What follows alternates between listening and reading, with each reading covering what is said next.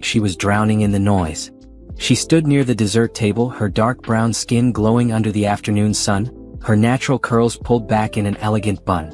She wore a simple blue dress that her husband Brandon had criticized the moment she put it on that morning. "You couldn't have worn something more impressive?" he had said in the car. "My family spent a lot of money on this party." It was his father's retirement celebration, and everyone who mattered in their social circle was there. Business partners, family friends, cousin Simone had met only a handful of times.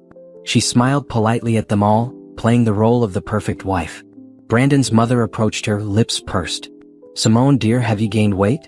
That dress looks a bit tight." Before Simone could respond, Brandon appeared beside her with Natalie, his co-worker. Natalie's hand lingered too long on his arm, her laugh too loud at his jokes. Simone had known about them for 6 months. Every text message, every hotel receipt, every lie. "There you are," Brandon said, his voice dripping with false affection. "We were just talking about the quarterly reports. Natalie here has been absolutely amazing at the office." "I'm sure she has," Simone said calmly. Brandon's jaw tightened at her tone. He hated when she didn't play along. "You know, Simone, not everyone can understand the complexity of real work. Some people are just content with their little hobbies." Simone worked as an accountant at a nonprofit. She had a degree and years of experience, but Brandon always made her career sound like a joke. "Yes, my little hobbies," Simone said, looking him directly in the eyes. "The ones that keep our actual finances straight while you play businessman." The smile dropped from his face. Natalie looked uncomfortable and excused herself.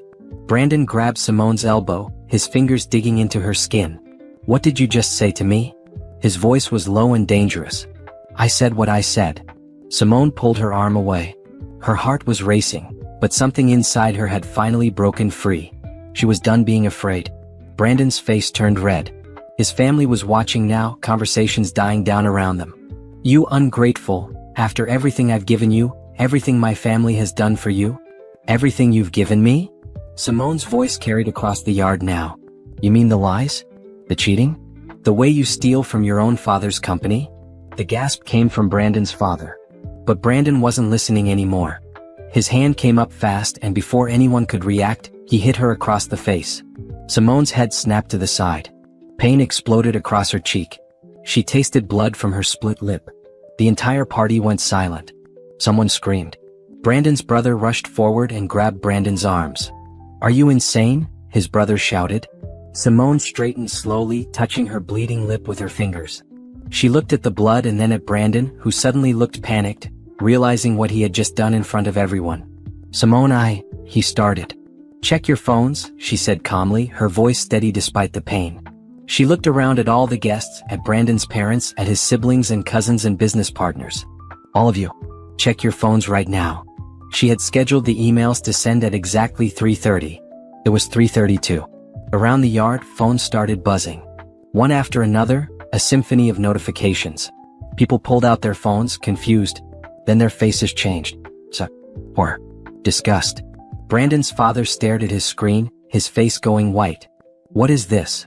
"That," Simone said, wiping blood from her chin, "is the truth. Every text message. Every bank statement showing how he's been stealing from the company. Every hotel receipt with Natalie. Every lie for the past 3 years." Brandon lunged for her phone, but his brother held him back. "You crazy, you had no right." "I had every right." Simone picked up her purse. "I'm pressing charges for assault. My lawyer will be in touch about the divorce." "And Brandon? I moved out 3 weeks ago. Everything I own is already gone. You just never noticed because you were too busy with Natalie." She turned to walk away, her legs shaking but her head high. Behind her, chaos erupted. Brandon's mother was crying. His father was shouting. Someone was calling the police. Natalie stood frozen near the pool, her own phone in her hand. Her husband was at this party too. He was staring at his phone, then at her, then at Brandon. The look on his face said everything. Simone walked through the gate to where her car was parked on the street. Her bags were already packed in the trunk, just in case. She had planned for this moment for 6 months. Every detail. Every piece of evidence. Every step of her escape. As she drove away, she saw police cars turning onto the street, heading toward the Anderson estate. She didn't look back. Her face hurt. Her hands were shaking. But for the first time in 3 years she could breathe. She was finally free. 6 months earlier, Simone had been folding laundry when Brandon's other phone buzzed. The one he thought she didn't know about. She had found it 2 weeks prior, hidden in his gym bag. She knew his passcode because he used the same one for everything, his mother's birthday. The message was from Natalie, "Can't wait for tonight. Wear that cologne I like." Simone sat down on the bed, the phone in her hands. She should have felt shocked, devastated. But deep down she had known something was wrong for over a year. The late nights. The distance. The way he looked at her with something close to contempt. She could have confronted him right then. Could have screamed and cried and thrown his things out the window like in the movies. But Simone was smarter than that. She had watched her own mother make that mistake when she was 15. Her father had apologized, promised to change, and then did the same thing 6 months later. The cycle repeated until her mother had nothing left. No money, no evidence, no leverage. Simone was not going to be her mother. She took photos of every message. Then she carefully placed the phone back exactly where she found it. That night when Brandon came home at 11, smelling of perfume that wasn't hers, she smiled at him and asked about his day. "Exhausting," he lied. "Had to stay late for inventory." "That's too bad," she said. "I made your favorite dinner, but I can reheat it." He barely looked at her. "I already ate." Of course he did. The next morning, Simone called out sick from work. Instead, she drove to a private investigator's office on the other side of town. The investigator's name was Patricia, a woman in her 50s with kind eyes and a no-nonsense attitude. "I need to know everything," Simone told her. "Every affair, every lie, every financial detail. And I need it documented in a way that will hold up legally." Patricia nodded. "This isn't my first time helping someone prepare for a divorce. Give me 2 months and I'll give you everything you need." Took 3 months, not 2. But what Patricia delivered was more than Simone had imagined. Brandon wasn't just having an affair with Natalie. There had been someone else 2 years ago, a woman from his gym. That affair had lasted 8 months before she moved to another state. The financial fraud was worse. Brandon had been skimming money from his father's company for over a year, hiding it in accounts under fake business names. He had opened credit cards in Simone's name without her knowledge, running up thousands in debt. He had a separate bank account where he deposited money that should have gone to their joint savings. Patricia also discovered that Brandon had been planning to divorce Simone himself, but only after transferring their assets into his name. He had consulted with a lawyer about it 3 months ago. He was going to leave her with nothing. "He's been setting you up to take the fall for his debts," Patricia explained, sliding documents across her desk. "If you had waited much longer, you would have been responsible for all of this." Simone felt sick. The man she had married 7 years ago, the man she had trusted and loved, had been systematically destroying her life. And he had been doing it with a smile on his face. "What do I do?" she asked. Patricia leaned forward. "You get a lawyer. You protect yourself. You document everything. And when the time is right, you make sure everyone knows the truth." Simone hired a lawyer that week. A tough woman named Angela who specialized in cases like this. Angela helped her open a new bank account that Brandon couldn't access. She helped her change passwords, secure her credit, and start transferring her personal belongings out of the house in small amounts so Brandon wouldn't notice. "We need to time this perfectly," Angela advised. "If he suspects you know, he'll move faster. We need to catch him off guard." For 3 more months, Simone played the role of the oblivious wife. She smiled at Brandon across the dinner table. She laughed at his jokes. She attended his family functions. All while she was quietly building her case piece by piece. She found a small apartment across town and paid the deposit in cash. She started moving her important documents: birth certificate, passport, jewelry that belonged to her grandmother. She moved her clothes out one bag at a time, leaving just enough in the closet that Brandon wouldn't notice. She set up a new email account and forwarded all the evidence there. Bank statements, text messages, photos, videos. Patricia had been thorough. Every hotel visit was documented with timestamps and photos. Every suspicious transaction was highlighted and explained. The hardest part was watching Brandon with Natalie. They were bold about it now, thinking Simone was too stupid to notice. At a company party, Simone watched them dance together, their bodies too close. Natalie's husband was there too, talking to other colleagues, completely unaware. Simone felt sorry for him. He would learn the truth soon enough. She also discovered that Brandon talked about her to Natalie. Patricia had managed to record some of their conversations. Hearing Brandon call her boring and useless to another woman cut deeper than she expected. But it also fueled her determination. He thought she was weak. He thought she would never leave. He thought he could do whatever he wanted without consequences. He was wrong. 2 weeks before the party, Simone moved the last of her things out. She told Brandon she was going to visit her sister for the weekend. Instead, she spent those 3 days making her new apartment feel like home. She bought new furniture, hung up pictures, and filled the refrigerator with food she actually liked. When she came back, Brandon barely acknowledged her return. He was too busy texting Natalie about their next meeting. Perfect. Simone sat down at her computer and began composing emails. One for every member of Brandon's family. One for his business partners. One for Natalie's husband. One for Brandon's boss. She attached all the evidence, carefully organized by category. Affair evidence. Financial fraud. The consultation with the divorce lawyer where he explicitly discussed hiding assets from her. She scheduled them all to send at 3:30 on the day of the retirement party. She wanted an audience when the truth came out. She wanted everyone who had ever looked down on her or dismissed her to see exactly who Brandon really was. She also filed paperwork to press charges for identity theft related to the credit cards.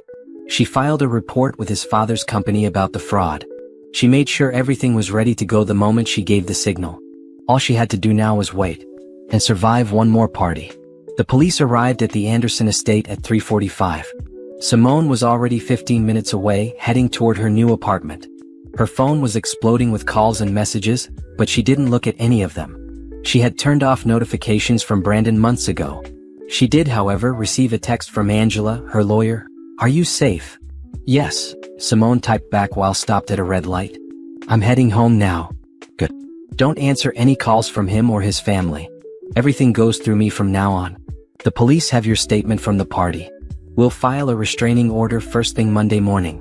Simone pulled into the parking lot of her new building and sat in her car for a moment. Her face was swelling where Brandon had hit her. She would need to take photos for the evidence, maybe go to urgent care for documentation. But right now she just needed to breathe. She grabbed her purse and went inside. Her apartment was on the 3rd floor, a one-bedroom with big windows that let in lots of light. It was smaller than the house she had shared with Brandon, but it was hers. Every piece of furniture, every decoration, every dish in the cabinet, she had chosen it all herself. She locked the door behind her, put her bag down, and walked to the bathroom. In the mirror, she looked at her reflection. Her lip was split and swollen. A bruise was already forming on her cheek. But her eyes were clear. For the first time in years, she recognized the woman looking back at her. Her phone rang. It was her sister, Monique. "Oh my God, are you okay?" Monique said the moment Simone answered. "I saw the emails. Girl, I'm on the next flight out there." "I'm okay," Simone said, and she meant it. "It's done. It's finally done." "Did he really hit you in front of everyone?" "Yes." Monique swore. "Good thing I wasn't there. I would have beaten him myself." "Are you pressing charges?" "Already done. I gave my statement to the police at the party. Angela is handling everything else." "Where are you now?" "My new apartment. The one I told you about." "Thank God you planned this out. Mom would be proud of you." Simone felt tears prick her eyes at the mention of their mother. She had passed away 2 years ago, but Simone knew she would have supported this decision. Her mother had always regretted staying with their father for so long. "I couldn't have done it without your help," Simone said. "The money you loaned me for the deposit." "Stop. That's what sisters are for. Besides, from the looks of those bank statements you sent, you're going to get a lot more than a deposit back in the divorce." Simone spent the next hour taking photos of her injuries and icing her face. She made herself tea and sat on her new couch, finally allowing herself to feel the emotions she had been holding back. Fear, relief, anger, freedom. Her phone continued to buzz. Most of the calls were from numbers she didn't recognize. But one call was from Brandon's mother, Dorothy. After a moment of hesitation, Simone answered. "Simone," Dorothy's voice was shaking. "I'm so sorry. I had no idea. If I had known." "It's not your fault," Simone said quietly. "He's my son and I raised him better than this. The things I saw on those documents, the way he spoke about you. I'm ashamed. Mrs. Anderson. Please don't be polite to me right now. You have every right to hate all of us. We saw the signs and we looked the other way. He hit you, Simone. In front of everyone. And instead of stopping him sooner, we just made excuses for his behavior." Simone didn't know what to say. "I want you to know," Dorothy continued, "that we will support you in pressing charges. My husband has already contacted the police about the fraud. Brandon is going to face consequences for what he's done. Real consequences. Thank you, Simone whispered. After they hung up, Simone felt strangely empty. She had expected Brandon's family to defend him, to call her a liar, to try to protect their own. But Dorothy's apology had been genuine. Maybe some people could surprise you. The next morning, Simone went to urgent care. The doctor documented her injuries and gave her information about domestic violence resources. The nurse held her hand while she cried, telling her she was brave for leaving. That afternoon, Angela called with updates. Brandon was arrested last night for assault. He posted bail this morning, but there's a temporary restraining order in place. He can't contact you or come within 500 feet. We'll make it permanent at the hearing next week. What about the fraud? His father is cooperating fully with the police. They're building a case for embezzlement and identity theft. Between the assault charges and the fraud, he's looking at serious time. And Natalie? Angela laughed. Her husband filed for divorce this morning. Apparently, she's also facing consequences at work. Several people reported their affair to HR, and the company has a strict policy about relationships between managers and subordinates. She was his supervisor, so it's an even bigger violation. Simone should have felt happy about that. Instead, she just felt tired. She didn't care about Natalie anymore. That chapter of her life was over. Over the next few weeks, Simone settled into her new routine. She went back to work where her coworkers were supportive and kind. She started seeing a therapist to process the trauma of her marriage. She blocked every number associated with Brandon except for Angela's communication channel. Brandon tried to contact her anyway, creating new email addresses and social media accounts. Each message was the same, apologies mixed with blame. He was sorry, but she had provoked him.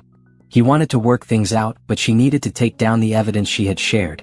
He loved her, but she was ruining his life. Simone forwarded every message to Angela and blocked every account. She refused to engage.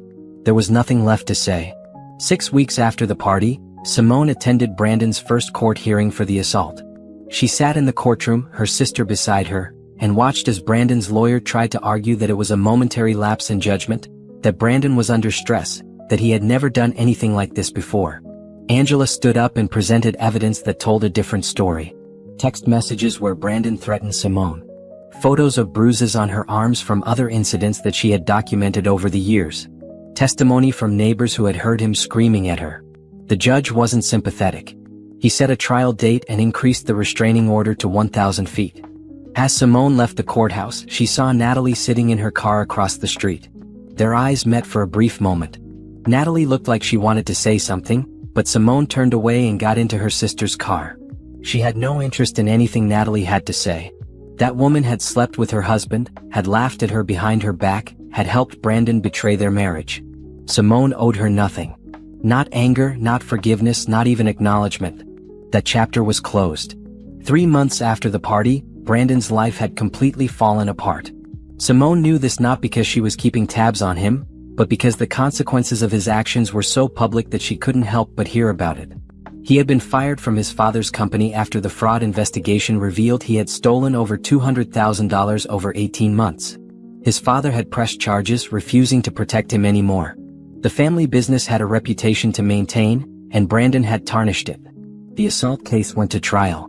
Simone had to testify, which was one of the hardest things she had ever done. She sat in that witness box and described the years of emotional abuse, the gaslighting, the way Brandon had slowly isolated her from her friends and family. She described the moment he hit her, the shock and pain, the blood on her lips.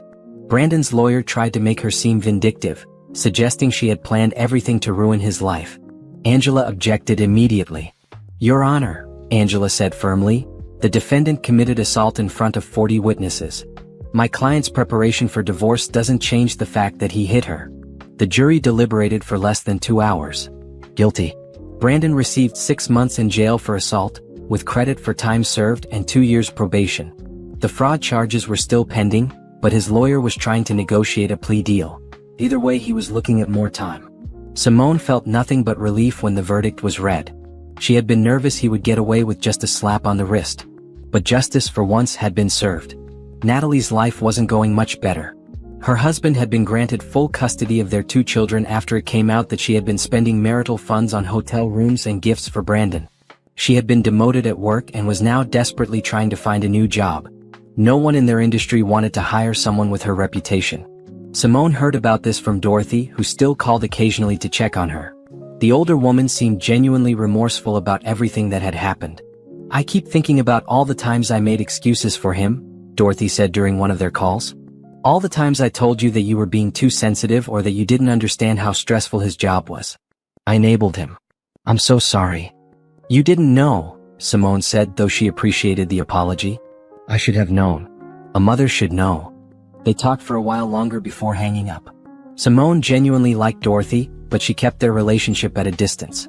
She couldn't be close to Brandon's family, not when they would always remind her of that part of her life. Instead, Simone focused on rebuilding relationships she had neglected during her marriage. Her friend Taylor, who she had stopped talking to because Brandon said she was a bad influence. Her cousin Jerome, who Brandon had banned from their home after a disagreement about politics. Her college roommate Patricia, not the investigator, different Patricia, who had reached out multiple times over the years only to be ignored. Simone called each of them and apologized for disappearing. To her surprise and gratitude, they all understood. "Girl, we knew something was wrong," Taylor said when they met for coffee. "But every time we tried to talk to you about it, you defended him. We didn't want to push you away even more." "I was so stupid," Simone said. "No. You were abused. There's a difference. And look at you now, you got out. You protected yourself. You're free. That takes strength, not stupidity." Simone started going out more. She joined a book club. She took a painting class at the community center, something she had always wanted to try but Brandon had said was a waste of time. She discovered she loved it, the feel of the brush on canvas, the way colors blended together, the freedom to create something beautiful. Her therapist, Dr. Campbell, encouraged her to explore hobbies and interests that were just for her. "You spent so many years making yourself smaller to fit into Brandon's life," Dr. Campbell said during one session. "Now you get to figure out who Simone is when she's not trying to please someone else." It was strange at first. Simone had been with Brandon since she was 23 years old. She had spent her entire adult life as his wife. Now, at 30, she had to learn who she was as an individual. She learned that she liked spicy food, which Brandon had refused to eat. She learned that she preferred quiet nights reading to loud parties. She learned that she had opinions about politics and art and music that she had suppressed for years because they didn't match Brandon's. She also learned that she was stronger than she thought. Every day that she woke up in her own apartment, made her own choices, and didn't have to worry about Brandon's mood or criticism, that was a victory. 4 months after the assault, the divorce was finalized. Angela had fought hard, and Simone got a fair settlement. Half of their joint savings, which Brandon hadn't managed to hide. Her own car fully paid off. And most importantly, freedom from any of his debts. The credit cards he had opened in her name were his responsibility now. The day the divorce papers were finalized, Simone took herself out to dinner at a nice restaurant. She ordered an expensive bottle of wine and the lobster she had always wanted to try but Brandon said was too much money. She sat alone at her table eating slowly, savoring every bite. She wasn't lonely. She was free. Her phone buzzed with a text from Monique. "It's official?" "Yes. I'm a free woman. Celebrate big, sis. You earned it." Simone smiled and took another sip of wine. She had earned it. Every moment of planning, every day of playing pretend, every ounce of courage it took to walk away, it had all been worth it. Brandon had tried to break her, but she had broken free instead. Summer arrived, bringing longer days and a sense of renewal that Simone hadn't felt in years. 6 months had passed since that day at the Anderson estate, and her life looked completely different now. She had gotten a promotion at work, moving from accountant to senior financial analyst. Her boss had pulled her aside one day and told her that her attention to detail and dedication hadn't gone unnoticed.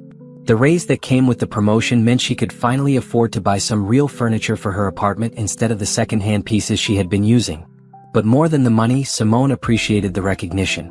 For so long, Brandon had made her feel like her work didn't matter, like she wasn't successful or important. Hearing her boss praise her skills felt like validation of everything she had been through. One Saturday morning, Simone was walking through the downtown area when she passed by a community center. A colorful sign in the window advertised an art show happening that evening. Local artists were displaying their work, and there would be live music and refreshments. Simone had been taking painting classes for 3 months now, and her instructor kept encouraging her to look at other people's work for inspiration. On impulse, she decided to come back that evening. The art show was more crowded than she expected. People mingled around the gallery space, holding glasses of wine and discussing the pieces on the walls. Simone felt slightly out of place at first, but she reminded herself that she had every right to be there. She loved art now. She was an artist herself, even if she was still learning. She stopped in front of a series of photographs that caught her eye. They were black and white images of the city, empty streets at dawn, reflections in rain puddles, an old man feeding pigeons in the park. There was something lonely but beautiful about them. "Do you like them?" Simone turned to find a man standing beside her. He was tall, with brown skin a few shades lighter than hers, wearing glasses and a casual button-down shirt. His smile was friendly, not pushy. "I do," she said. "They're haunting in a good way." "That's exactly what I was going for," he said, extending his hand. "I'm Julian. I took these photos." "Simone. They're really beautiful. How long have you been doing photography?" "About 10 years now. It started as a hobby, but it's become more than that." He gestured to the photos. "These are from a series I call Quiet Moments. I like capturing the city when most people aren't looking." They talked for a while about his work, about the technical aspects of photography, about how he chose his subjects. Julian was easy to talk to, genuinely passionate about his art without being pretentious about it. "Do you do any art yourself?" he asked. "I'm taking painting classes," Simone admitted. "I'm not very good yet, but I enjoy it. That's what matters. If you enjoy it, keep doing it." Before the night ended, Julian asked if she wanted to grab coffee sometime to talk more about art. Simone hesitated for only a moment before saying yes. She wrote her number on a gallery card and he promised to text her. True to his word, Julian texted the next day. They met for coffee that Wednesday afternoon at a small shop near Simone's apartment. They talked for 2 hours and it felt effortless. He asked about her painting, about her work, about her life. And critically, he actually listened to her answers. Simone found herself laughing more than she had in years. Julian had a quiet sense of humor and a way of seeing the world that she appreciated. When they parted ways, she felt lighter somehow. Over the next few weeks, they met several more times. Sometimes for coffee, sometimes to visit galleries around the city, once to a photography exhibit at the museum. Julian never pushed for more than friendship, which Simone appreciated. She wasn't ready for anything complicated. One evening, they were sitting in a park watching the sunset when Julian asked, "Can I ask you something personal?" "Sure. You seem like you're healing from something. You don't have to tell me what, but I just want you to know that I see it. And I respect whatever boundaries you need." Simone was quiet for a moment. She hadn't told Julian about Brandon or the divorce. She had kept those conversations focused on the present and future, not the past. "I got divorced recently," she said finally. "It wasn't a good marriage. I'm still figuring out who I am outside of that." Julian nodded. "That takes courage. Leaving something that isn't good for you, even when it's scary. Some days I feel brave. Other days I just feel tired. Both are valid." They sat in comfortable silence for a while, watching the sky turn orange and pink. Simone realized that this was what friendship should feel like: easy, supportive, without expectation or demand. At her painting class the following week, her instructor asked if anyone wanted to submit work for a student showcase happening next month. Simone immediately shook her head. She wasn't good enough for that. But after class, the instructor pulled her aside. "Simone, I really think you should consider it. Your work has improved so much and I think people would respond to it." "I don't know. Just think about it. You have a week to decide." That night, Simone looked at the paintings she had completed over the past few months. There were abstract pieces with bold colors. A landscape of the park near her apartment. A self-portrait that she had been scared to start but ended up loving. She texted Julian, "Do you think I should submit my paintings to a student showcase?" His response was immediate, "Absolutely yes. Why wouldn't you? What if people don't like them? What if they do? Besides, art isn't about everyone liking it. It's about expressing yourself. You deserve to be seen, Simone." The next morning, she brought 3 of her paintings to class and told her instructor she wanted to participate. The showcase would be in 3 weeks. Simone threw herself into preparation. She chose her best pieces, had them properly framed, and practiced what she would say if anyone asked about her work. Julian offered to take professional photos of her paintings for her portfolio, which touched her more than she expected. "You're a good friend," she told him one evening while he was photographing her work in her apartment. "So are you," he said, adjusting his camera angle. "I'm glad I met you, Simone." "Me too." The night of the showcase, Simone was terrified. What if no one looked at her work? What if they did and thought it was terrible? What if Brandon somehow found out and showed up to ruin it? But when she arrived at the gallery, Julian was already there waiting for her. He had dressed up for the occasion and brought her flowers. "For good luck," he said, handing them to her. "You didn't have to do this. I wanted to."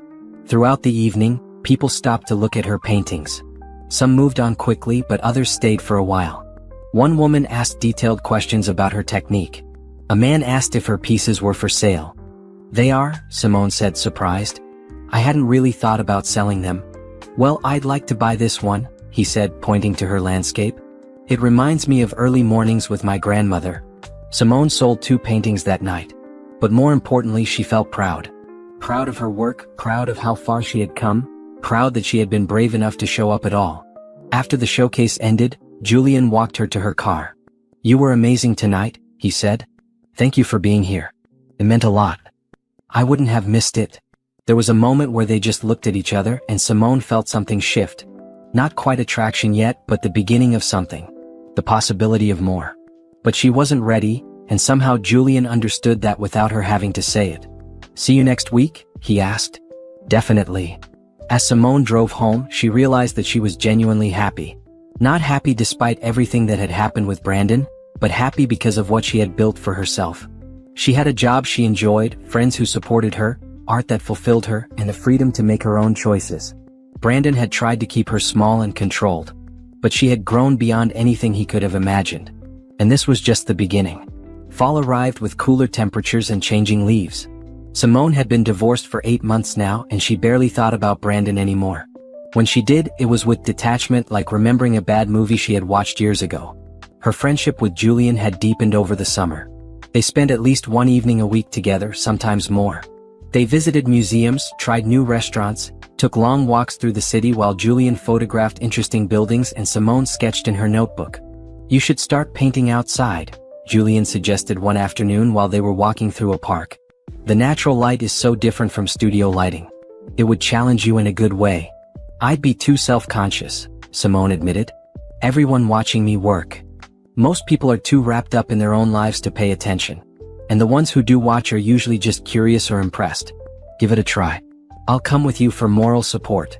The next weekend, they went to the park with Simone's portable easel and paints. She set up near a pond and tried to capture the way the water reflected the autumn trees. At first, she was hyper-aware of every person who walked past. But after a while, she got lost in the work and forgot to be self-conscious. Julian took photos of her painting, which he later showed her. "You look so focused in content," he said. "This is who you are." Simone looked at the photo. Her hair was pulled back in a scarf, her old jeans splattered with paint, completely absorbed in her canvas. She barely recognized herself, not because she looked different but because she looked free. In October, her lawyer called with news about Brandon's fraud case. "He took a plea deal," Angela said. 2 years in prison followed by 3 years probation. He has to pay full restitution to his father's company plus fines. It's done. "How do you feel about that?" Angela asked. "Relieved," Simone said honestly. "I'm glad I don't have to testify again. I just want to move forward." "You've done that remarkably well. I'm proud of you, Simone." After hanging up, Simone called her sister with the news. 2 years isn't enough for what he did, Monique said. "But at least he's facing consequences." "That's all I needed," Simone said. "I don't need revenge anymore. I just needed to be free, and I am." At work, Simone was asked to lead a major project analyzing the financial efficiency of their nonprofit's programs. It was high profile and challenging, exactly the kind of opportunity she had wanted. She threw herself into the work, collaborating with different departments and presenting her findings to the board of directors. Her presentation was a success. The executive director pulled her aside afterward. "That was impressive work, Simone. Have you ever considered moving into a director-level position? We'll have an opening next year, and I think you'd be perfect for it." Simone felt a surge of pride. "I'd definitely be interested in discussing that." She celebrated that night with Julian at her favorite Italian restaurant. Over pasta and wine, she told him about the potential promotion. "That's amazing," he said, raising his glass. "You deserve all of this success. It feels surreal sometimes. A year ago, my life was falling apart. Now everything is coming together in ways I never expected." That's what happens when you're brave enough to choose yourself. They talked late into the evening, and when Julian walked her to her car, He hesitated before saying goodbye. "Simone, can I tell you something?" "Of course. I really enjoy spending time with you. More than I've enjoyed anyone's company in a long time. And I don't want to pressure you or make you uncomfortable, but I need you to know that my feelings for you have become more than friendship." Simone's heart skipped. She had known this moment was coming. She had felt the shift between them too. "Julian, you don't have to say anything now," he interrupted gently. "I know you're still healing. I know you need time. I'm not going anywhere. I just wanted to be honest with you." Simone looked at him, really looked at him. Julian, who had shown up to her art showcase with flowers, who encouraged her dreams without trying to control them, who listened when she talked and respected her boundaries, who made her laugh and think and feel safe. "I have feelings for you too," she admitted, "but I'm scared. My judgment was so wrong before. What if you're wrong again?" Julian finished. "That's a valid fear. But Simone, I'm not Brandon. I would never hurt you the way he did. And I'm willing to take this as slowly as you need to." "What does that look like?" "Whatever you want it to look like. We can keep things exactly as they are. Or we can explore this carefully at your pace. I'm not going to rush you or push you into anything." Simone felt tears prick her eyes, but they were good tears. "Okay," she whispered. "Let's see where this goes. Slowly." Julian smiled and gently squeezed her hand. "Slowly works for me." Over the next few weeks, their relationship shifted. Not dramatically but subtly. Julian would hold her hand while they walked. They would sit closer together on the couch while watching movies. He would kiss her forehead when saying goodbye. It was sweet and careful and everything Simone needed. There was no pressure, no demands. Just two people choosing each other at a pace that felt right. In November, Simone's painting instructor asked if she would be interested in teaching a beginner's class starting in January. "Me? Teach?" Simone was shocked. "You're a natural. You're patient, encouraging, and you've developed your own style. I think you'd be great at it." Simone agreed to think about it. That evening, she talked it over with Julian and Taylor, who had become good friends now that Simone wasn't isolated anymore. "Of course you should do it," Taylor said. "You love painting. Why not share that with other people?" "What if I'm not good enough?" Julian shook his head. "You need to stop saying that. You're good enough. You've always been good enough.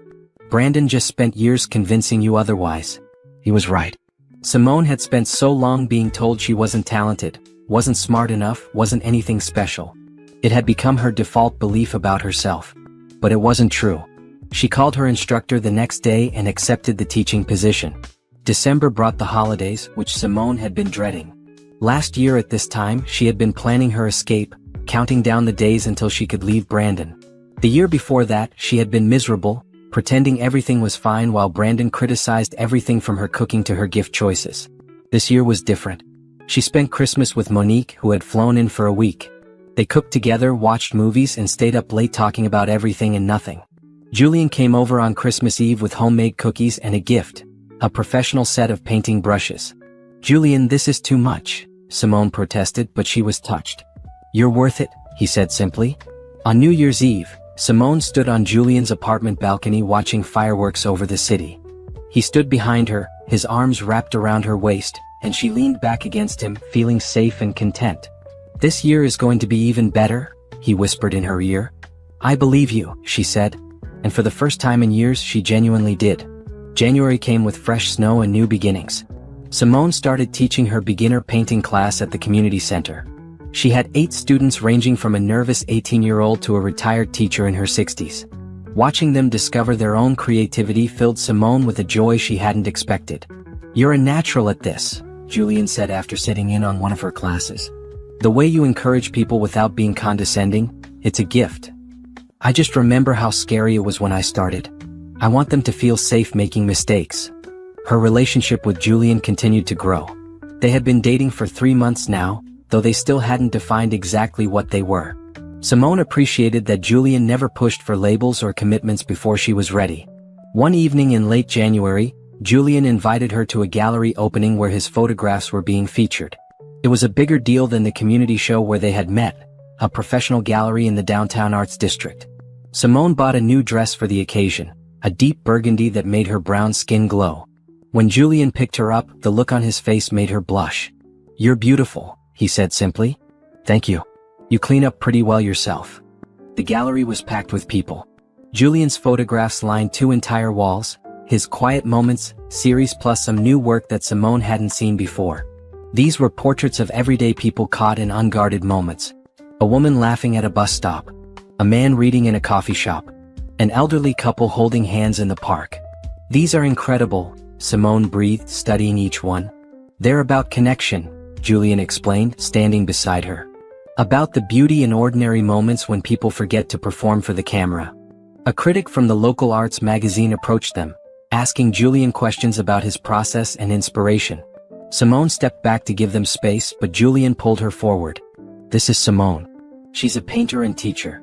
Her perspective on art has influenced a lot of my recent work. The critic asked Simone a few questions about her own art, and they talked for several minutes before moving on to speak with other artists. You didn't have to do that, Simone said after the critic left. Do what? Include me like that. This is your night. Julian took her hand. Simone, you're part of my life. I want you there, not just physically but in every way. You matter to me. Something shifted in Simone's chest. She had been so focused on protecting herself, on taking things slowly, that she hadn't fully acknowledged how much Julian had come to mean to her. Later that night, after the gallery opening, they went back to Julian's apartment. They sat on his couch with mugs of tea, and Simone found herself studying his face in the lamplight. What are you thinking? Julian asked softly. I'm thinking that I'm falling for you, she admitted. And it scares me. Why? Because the last time I fell for someone, I ended up spending 7 years in a relationship that nearly destroyed me. What if I'm making the same mistake? Julian set down his mug and turned to face her fully. Simone, look at me. Do I make you feel small? No. Do I criticize your dreams or tell you your interests don't matter? No. Do I try to control who you spend time with or how you spend your money or what you wear? No. You're nothing like him. Exactly. I'm not Brandon. And you're not the same person you were when you met him. You're stronger now. You know what you deserve. And if I ever treat you with anything less than respect and care, I trust you to walk away. Simone felt tears slide down her cheeks. I don't want to be afraid anymore. Julian wiped her tears gently with his thumb. Then don't be. Trust yourself. Trust me. Trust that this is different. Okay, she whispered. He leaned forward slowly, giving her time to pull away if she wanted. But she didn't. She met him halfway, and when their lips touched, it felt like coming home. The kiss was gentle and sweet and full of promise. When they pulled apart, Julian rested his forehead against hers. I love you, Simone. I have for a while now. You don't have to say it back. I love you too, she interrupted, and saying it felt like freedom. They stayed up late that night, talking about their pasts and their hopes for the future. Julian told her about his last relationship that had ended 3 years ago, about the work he had done on himself since then. Simone told him more details about her marriage to Brandon, things she had been too ashamed to share before. He made me feel worthless, she said. Every day, in 1,000 small ways, he chipped away at my confidence until I couldn't remember who I used to be. But you found yourself again, Julian said. That takes incredible strength. Some days I still feel broken. You're not broken. You're healing. There's a difference. Over the next few weeks, Simone felt lighter than she had in years. She was in love with a man who actually loved her back, who supported her dreams instead of crushing them, who made her feel beautiful and smart and valued. Her art was improving rapidly. She sold 3 more paintings through a local gallery that had agreed to display her work. Her painting classes were so popular that the community center asked her to teach a second session. At work, she was officially offered the director position she had been hoping for.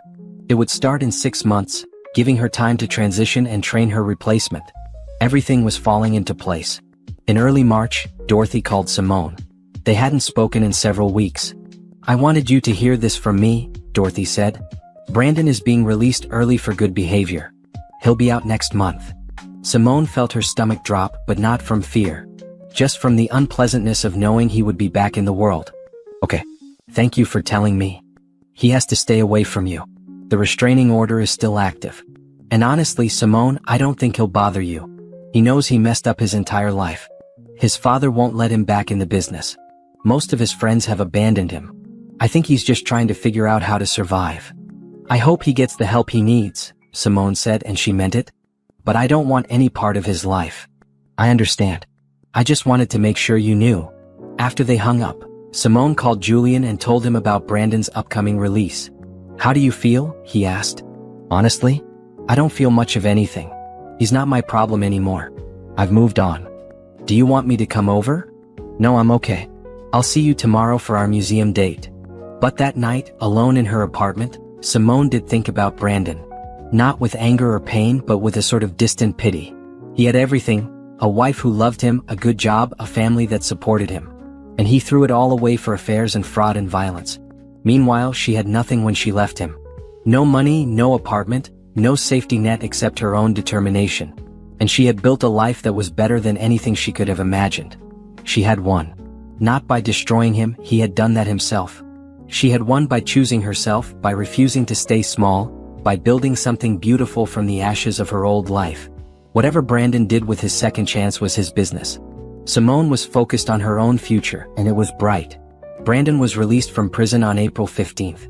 Simone knew because Dorothy called to tell her, though she had already marked the date on her calendar. Just in case. The first week passed without incident. Then the second week. Simone started to relax, thinking maybe Brandon had actually learned something from his time in prison. Then, on a Tuesday afternoon, Natalie showed up at Simone's workplace. Simone was leaving for lunch when she saw her standing in the parking lot. Natalie looked terrible. Her hair was pulled back in a messy ponytail, her clothes were wrinkled, and she had dark circles under her eyes. She looked desperate. "Simone, please, I just need to talk to you," Natalie called out. Simone kept walking toward her car, keys in hand. "We have nothing to discuss. Please. Just 5 minutes. I need your help." Simone stopped and turned around. "My help? Are you serious right now? I know what I did was wrong. I know I hurt you. But I've lost everything: my kids, my career, my marriage. Brandon is out now and he's been contacting me and I'm scared." "Stop," Simone said firmly. "I don't care what Brandon is doing. I don't care what happens to you. You made your choices and now you're living with the consequences. That's not my problem. But you understand what he's like. You know how manipulative he can be. Then call the police. Get a restraining order. Ask his mother for help.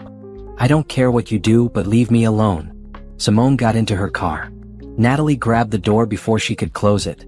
"Please, I'm begging you. Let go of my door or I'm calling security."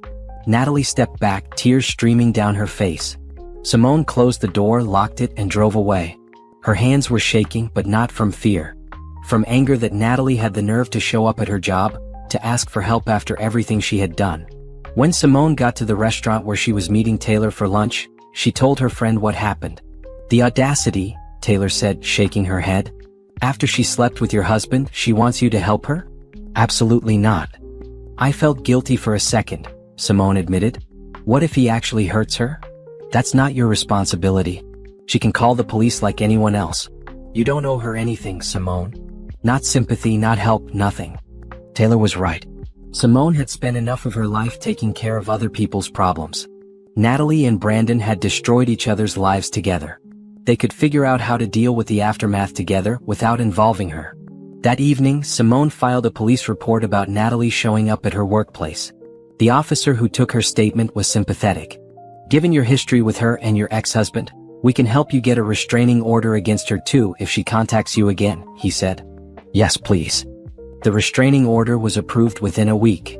Simone felt safer knowing that legally both Brandon and Natalie had to stay away from her. A few days later, Dorothy called again. "I heard about Natalie showing up at your work," she said. "I'm so sorry. I've also heard that Brandon has been trying to contact you through fake social media accounts." "I haven't seen anything," Simone said. "I blocked everything related to him a long time ago." "Good. Simone, I want you to know something. His father and we're cutting him off. Completely. He's had every chance to change, and he refuses to take responsibility for his actions. He's been blaming you for everything that happened, saying you ruined his life. Of course he is. We've told him that until he gets serious about therapy and making real changes, we can't support him. We enabled him for too long. We're not doing that anymore. Thank you for telling me. And Dorothy? I appreciate that you've apologized and tried to make things right. But I need you to understand that I can't have a relationship with you or your family. Brandon will always be your son. I need distance from anything connected to him." There was silence on the line for a moment. "I understand," Dorothy said finally. "I hope you have a wonderful life, Simone. You deserve it. You too." They hung up and Simone felt a weight lift. She had closure now, real closure. No more phone calls, no more updates about Brandon's life, no more connections to that part of her past. She told Julian about the conversation that evening while they were cooking dinner together in her apartment.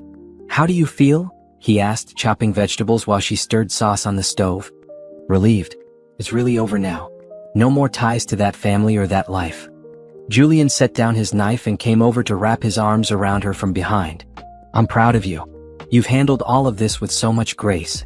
"I don't know about grace. I just want to move forward." "That's exactly what you're doing."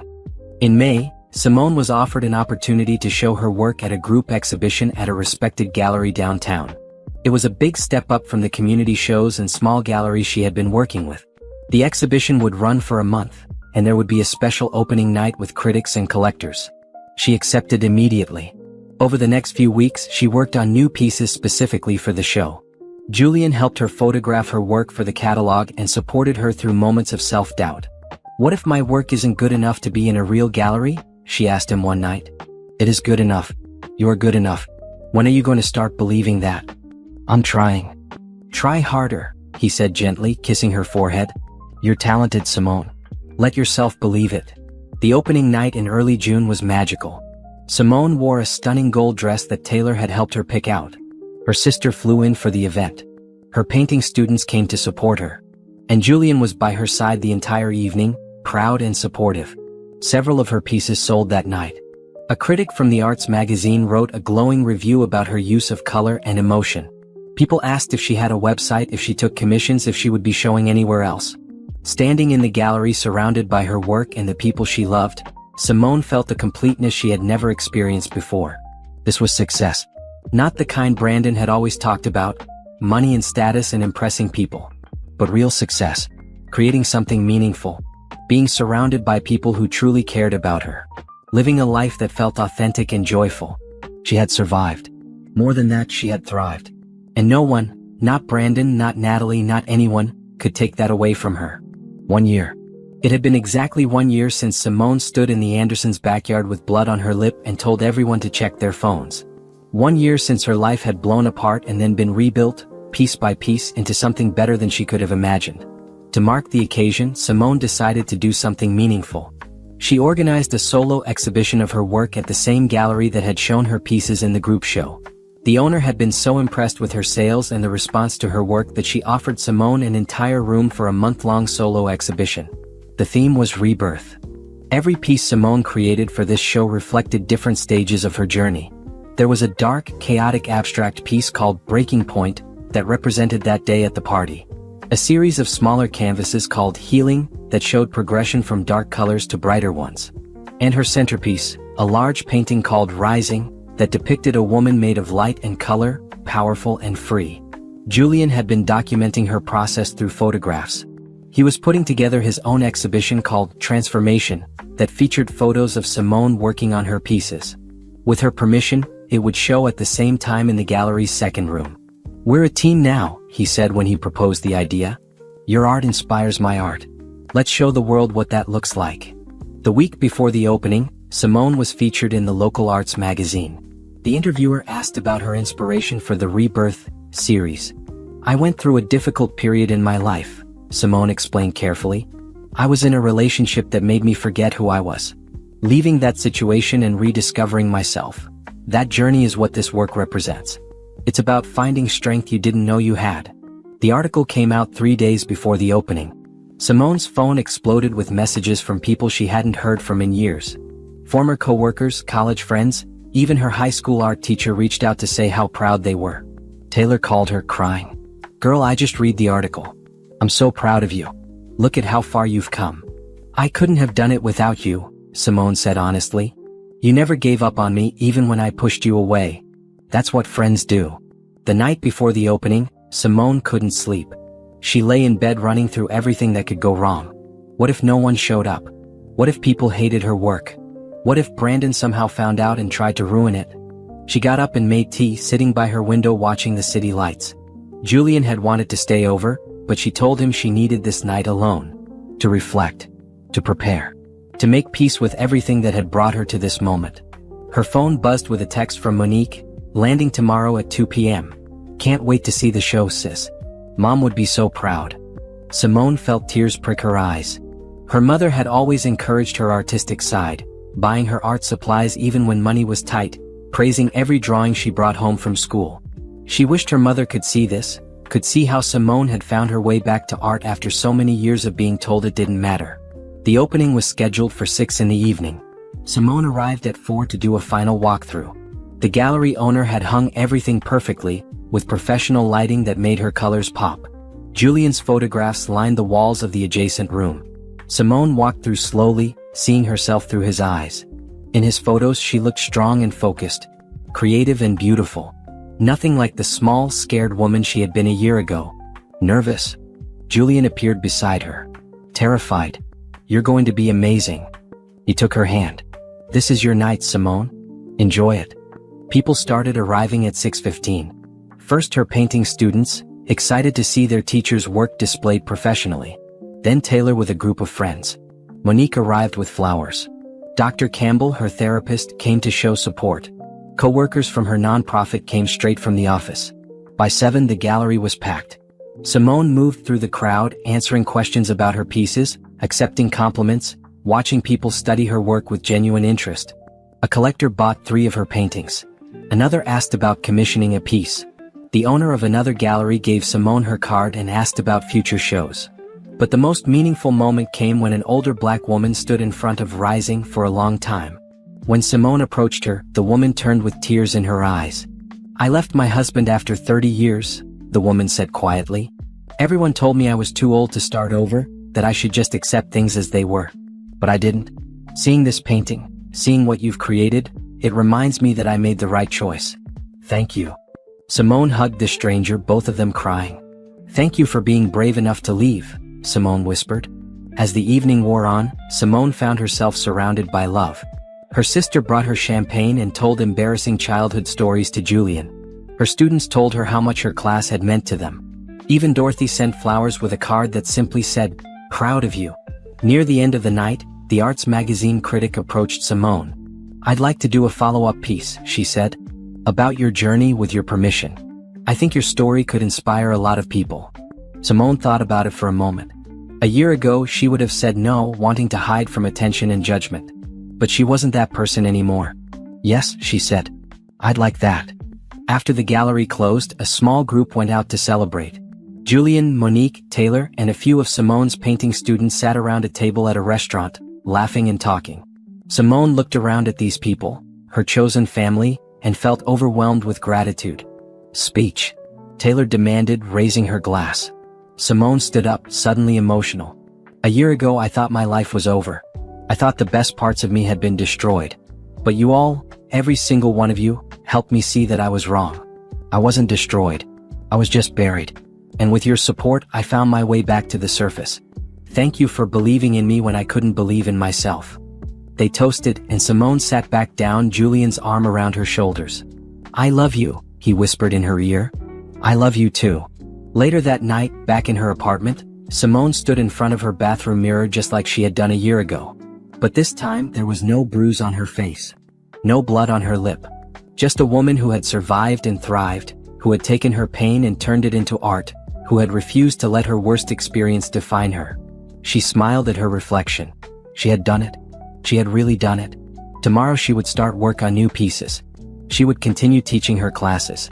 She would keep building her relationship with Julian and strengthening her friendships. She would step into her new director role at work and keep pushing herself to grow. But tonight she would sleep peacefully, knowing that she had won. Not by destroying Brandon or getting revenge on Natalie, but by refusing to let them steal her joy, her creativity, or her future. She had won by choosing herself. And that was the sweetest victory of all. 2 years had passed since that day at the Anderson estate. 24 months of growth, healing, and transformation. Simone barely remembered the woman she had been back then, the one who walked on eggshells, who made herself small, who believed she deserved to be treated poorly. It was a Saturday morning in October, unseasonably warm and beautiful. Simone was meeting Julian for coffee before they headed to set up for her second solo exhibition. This one was at an even more prestigious gallery, and she had pieces that would be shipped to a gallery in New York next month. She pulled into the parking lot of their favorite coffee shop downtown, the one with the big windows and the good espresso. As she was getting out of her car, she noticed someone familiar across the street. Brandon. He was coming out of a discount store, carrying a bag, wearing clothes that looked worn and cheap. He had lost weight, his face looked tired, and there was a slump to his shoulders that she had never seen before.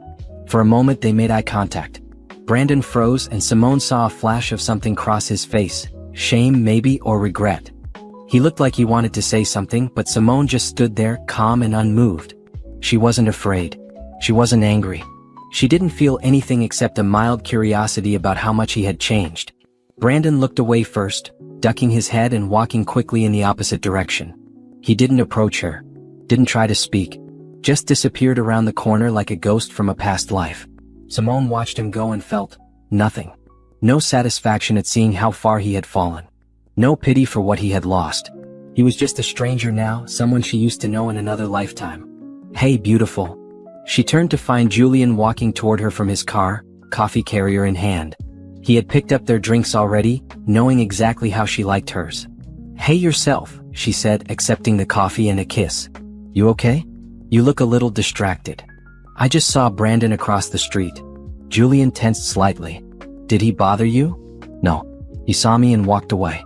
It was nothing." "He's nothing." Julian studied her face carefully. "How do you feel?" "Grateful," Simone said honestly. "Grateful that I got away. Grateful for everything I have now. Grateful that I'm not stuck in that life anymore." They walked into the coffee shop and found their usual table by the window. Simone told Julian about the final piece she had completed last night for the exhibition.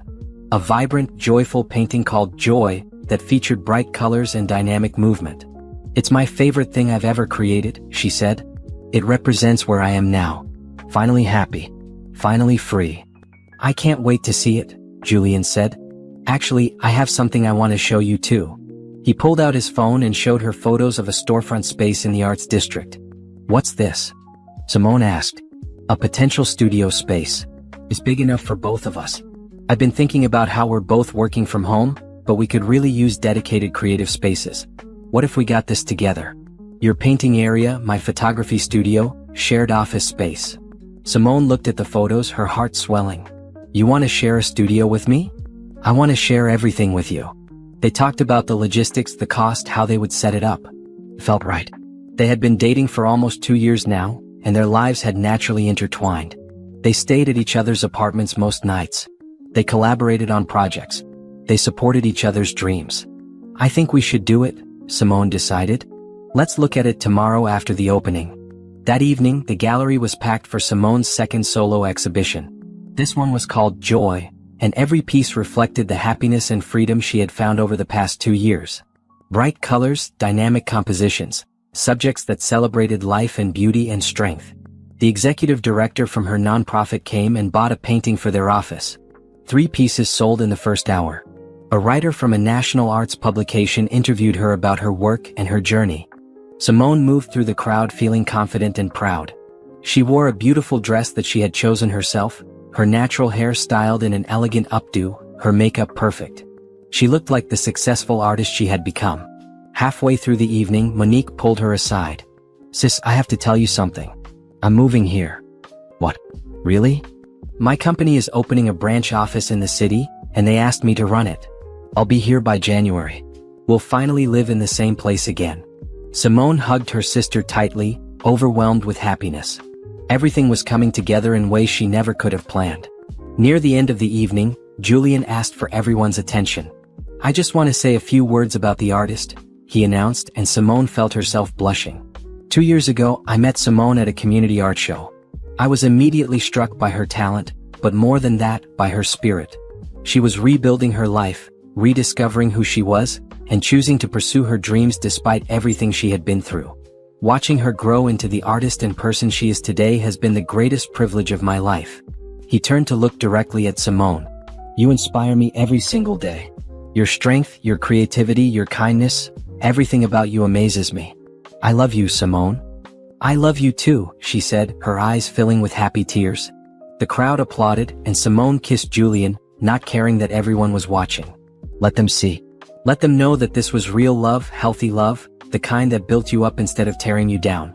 After the gallery closed, Julian and Simone walked along the riverside, hand in hand. The city lights reflected on the water and the air was cool and perfect. "Can I ask you something?" Julian said. "Always." "Do you ever regret how things ended with Brandon? Do you ever wish you had handled it differently?" Simone thought about it carefully. "No," she said finally. "I did what I needed to do to survive and escape." Was it dramatic? Yes, but it worked. And more importantly, it gave me closure. I exposed the truth and then I walked away and built something beautiful. "You really have," Julian said. "Built something beautiful, I mean. Your art, your career, your life, it's all incredible." "Our life," Simone corrected. "You're part of this too." They stopped walking and Julian turned to face her. "About that. Simone, I know we've talked about the studio space, but I want to talk about something bigger. I want us to share more than just a studio. I want to wake up next to you every morning. I want to build a life with you, not just as partners in art, but as partners in everything." Simone's heart was racing. "Are you asking me to move in with you?" "I'm asking if we can find a place together. A home. Ours." 2 years ago, the idea of living with someone, of trusting someone with that much of her life, would have terrified Simone. But Julian had proven himself over and over again. He respected her boundaries. He supported her dreams. He loved her without trying to control her. "Yes," she said, smiling widely. "Let's find a home together." Julian picked her up and spun her around, both of them laughing. When he set her down, he kissed her deeply, and Simone felt like she was exactly where she was supposed to be. 3 months later, they moved into a beautiful apartment with high ceilings and lots of natural light. The studio space in the arts district became their creative sanctuary. Monique moved to the city and they had dinner together every week. Simone's art career continued to flourish, with shows in multiple galleries and commissions from collectors. She was even asked to teach a workshop at the local university. At work, she thrived in her director position, implementing new programs and securing major grants for the nonprofit. She mentored younger staff members, remembering how important it had been to have people believe in her. One evening in early spring, almost 3 years after everything had fallen apart and come back together, Simone and Julian hosted a dinner party in their apartment. Taylor was there with her new girlfriend. Monique brought a date. Several of Simone's art students came, along with Julian's photography colleagues. Standing in her kitchen, surrounded by laughter and conversation, preparing food she actually enjoyed, wearing clothes she had chosen, living in a home that reflected her taste, Simone felt a completeness that made her want to cry. Julian appeared beside her, wrapping his arms around her waist. "Happy?" he asked. "So happy," she said. "Sometimes I can't believe this is my life." "Believe it? You earned every bit of it." After everyone left that night, Simone and Julian cleaned up together, working in comfortable silence. When they finished, they stood on their balcony looking out at the city lights. "Do you know what today is?" Simone asked. "Should I?" 3 years ago today, I found Brandon's secret phone. 3 years ago, I started planning my escape. Julian pulled her closer. "Best decision you ever made." "No," Simone corrected, resting her head on his shoulder. "The best decision I ever made was choosing myself. Leaving him was just the first step. Everything that came after, pursuing my art, rebuilding my life, letting myself love again, those were all choices I made because I finally believed I deserved good things." "You deserve everything good," Julian said, kissing the top of her head. They stood there for a long time, holding each other under the stars. Simone thought about the woman she used to be, scared, small, trapped. Then she thought about the woman she had become, confident, creative, free. She had survived. She had healed. She had thrived. And she had done it all by refusing to let anyone else write her story. Brandon was somewhere in the city, living with the consequences of his choices. Natalie was somewhere dealing with hers. But Simone didn't think about them anymore. They were characters from a book she had finished reading long ago. Her story now was about joy, about love, about art, about building a life so beautiful that the past couldn't touch it. She had won. Not through revenge or bitterness, but through the simple act of choosing happiness every single day. And that, Simone thought as Julian led her back inside to their warm, loving home,